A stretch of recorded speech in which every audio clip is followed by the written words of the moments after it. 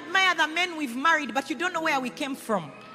You've seen them 10 years later, you do not know. We had to have faith. We had to see something of substance beyond what the eye could see.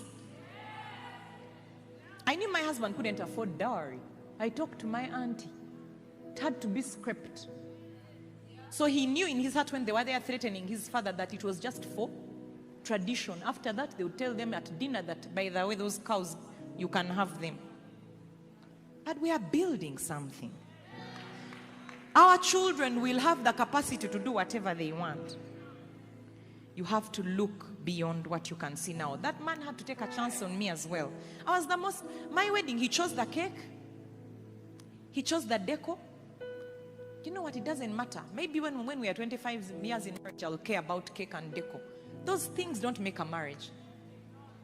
I kept telling him, babe, if we're the only ones who show up, we will get married. We'll find a witness in the church. I'm not going to get stressed. We borrowed cars from our friends for our wedding. One was, what kind of car for the bridesmaids? It wasn't even a Benz. What kind of car was it? A Mitsubishi from JK. He gave it to us. We put in fuel. We drove ourselves. Then someone had a Benz. There were 2 Benzes from friends. We borrowed them. Why are you spending 300,000 on cars you don't own to drive them for 2 hours to impress people who won't care and will talk about you when you're in financial trouble? Who are you trying to impress? I'm now told, people were telling me here that people take forged gifts for introductions, that you hire a car and pretend that you've given. What kind of hypocrisy and madness is that? How can you build such a foundation for your marriage? Absolute dishonor to your people. It's demonic. You are in this world, but you must understand you're not of this world. What are you copying? We spent a whole year in counseling.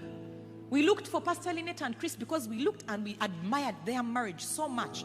And they opened their life to us. People were telling us the first year will be the hardest. We waited for a hard year, it wasn't coming. Do you know why? We prepared for marriage, not the wedding. Many of you spend all your time planning a wedding on Pinterest, stressing, spending money you don't have. Then you get married and you don't know what to do with a man or a woman.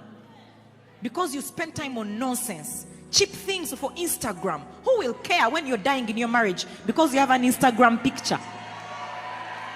Rubbish.